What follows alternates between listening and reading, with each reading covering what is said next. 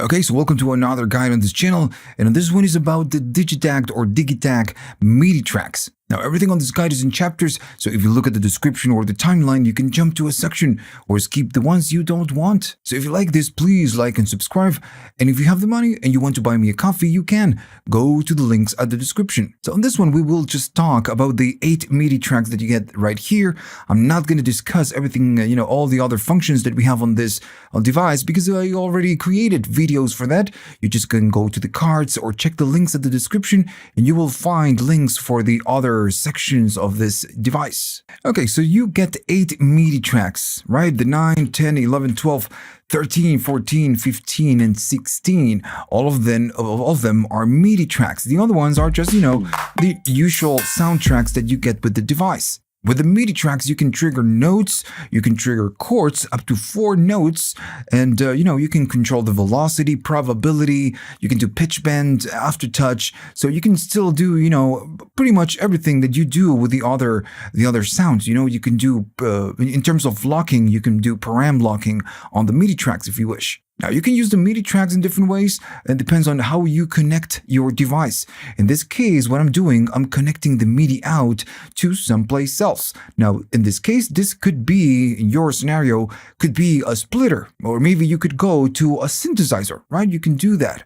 Or maybe a splitter where you go to different synthesizers or different hardwares. Or you can simply connect it to your interface and go to your DAW and use it, on your DAW. So in this case, I'm using a DAW. So this is going out and is going into the interface MIDI in. And what I can do, I can use the audio out of this device, and now I have 8 MIDI channels that I can use on my DAW to use maybe 8 different plugins. All right, so it's just a great thing. Now, I'm going to be using the DAW for simplicity, but you might connect it to one synth, or maybe you use a splitter to go to different synths. The concept of the channels and how you set everything up is just pretty much the same. Okay, so the first thing we need to discuss when we're standing on a MIDI track is how we can, send messages from this MIDI track. And everything starts at this source right here. Now, since I'm connecting this to my interface, you need to go to your DAW if you're using a DAW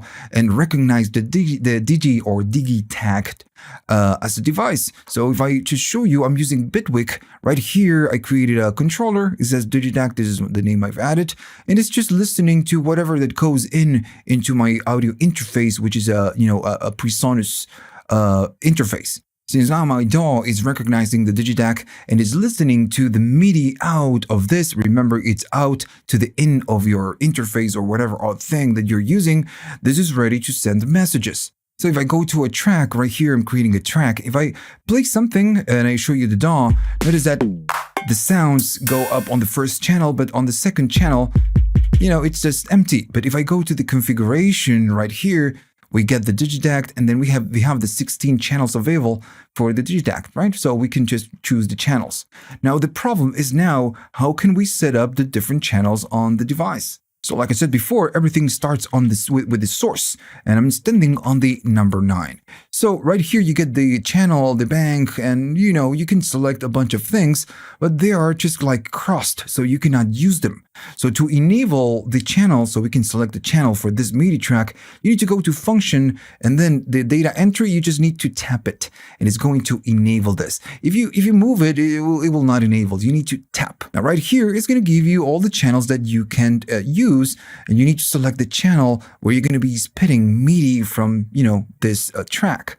So since this one is the 9, I'm going to be spitting MIDI information to the channel number 9. So now if I go to my DAW, I will need to listen for this. If I go to the DIGITAKT and play a key, notice that it's receiving MIDI. So, what now we need to do is we need to say, dude, we're going to be getting sounds, MIDI information from that channel. I'm going to do it like that. So now when I play it, notice that I'm getting it. And if I open a plugin, I'm going to be using the Cherry Audio DCO, which is a Juno kind of an emulation. Every time I play a key, I'm just, getting the MIDI information. So that's it, it's just a very simple, straightforward thing to do. You just set your channel, you go to your DAW, you select the channel, and that's it. Now, if you're working with the hardware or maybe a synthesizer, well, you need to go to that synth find out to which channel that synth works, or you need to adjust it to listen to the MIDI channel number 9 in this case. Or maybe if your synth it's listening to, I don't know, channel number 1, you cannot change it, well, then you need to adjust it from here. But it all depends on the hardware that you're using. Now, then we have the other options, and depends on what you're using, these options are going to be useful or not. Now, you need to do the same thing. You need to do function and tap to enable. Now, the bank is going to be the bank change message. The S bank is going to be sub bank change message. Depends, again, on what you're using. This is super useful for you. If not, you're not going to use it. The program is the program change message. And all of them, you just, can change it to receive messages. For now, I'm just going to turn them off. I'm not going to use them. Now, then at the bottom, you have the pitch bend. Then it's going to be the aftertouch. Then you have the mod wheel. And this one is going to be the breath control. If I play something, this one is going to be the pitch bend. If I move it, we can control it like that. And if you want to, by doing function, you go back to the beginning. This one is the aftertouch. If your synth is using aftertouch, you can use it. And this one is going to be the mod wheel. The synthesizer, we need to set up the mod wheel, but it's not doing anything. But if you move it, it's going to use the mod wheel as a modulation. Now, on all of this, you can do param locks. It works just like this sounds. And again, if you really want to use the power of the MIDI tracks, you need to understand how the rest of the device works. So if I go to grid mode, and remember I'm standing on the track number 9, I can just maybe do something like that and just play it. Something like that, maybe not that much. I'm going to be doing something like this. And maybe right here, I can go to the pitch bend and add a parameter lock. Right? So we can do this. Super cool, right?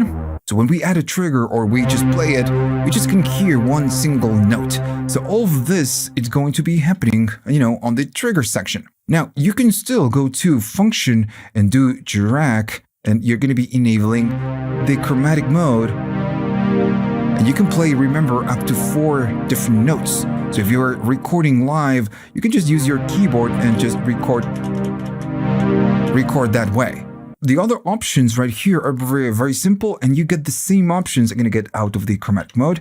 The other options that you get right here at the bottom are the same that you get when you go to, a simple soundtrack. You get your LFO trigger, your probability. If you want to add a step right there and use a condition, you can. It's going to let you, it's going to let you do it. For now, I'm just going to keep on the 100s. Not going to use conditions. Then you can choose the length and the velocity. So the only thing that really changes right here is going to be the keyboard that we have right here at the top. So I'm going to get out of the recording mode, and I'm just going to be playing this. So when I play it, I just have one single note. And the note is going to be the C5, that one. That's going to be your root note. Now, if you're recording in chromatic mode, you just don't give an F, right? Because you can just do it like that. But if you're not, if you're just entering steps, like this, for example, or I'm going to do something like that. You're doing something like that. Well, you're going to need to use param blocks to change the different notes. Right? So this is how it works. Now, if I'm going to stand right here on the number 1. If I go and hold this, all these 3 knobs are going to be offsetting the notes, since you can use 4, from the root notes. So it's going to start on C5. Where is going to be the second note? Well, maybe it's going to be the third. The third note is going to be right here. So we can do a chord, just to try it. And then I'm going to be doing the 7th. Why not? So this is how you use the different notes. You offset it from the root. Right? So that's why your root is so important. If I offset the root, that is just like moving everything. It's because everything works depending on the root that you have right here. Now, just like I said before, you just can go crazy right here. Maybe I can go add a step right there, and I can do the same thing. Maybe on this one, I'm going to be just doing something maybe like that. And you just can, tailor and just create your own different chords. Maybe with this patch, it doesn't sound that cool. Let me bring something that sounds a little bit better. All right, I kind of like that. So again, I'm going to be adding a step right here, and right here, you just can go crazy. This is where, the fun begins. Maybe on this one, I just want the root, but on this one, I want to, just do intervals if you want to.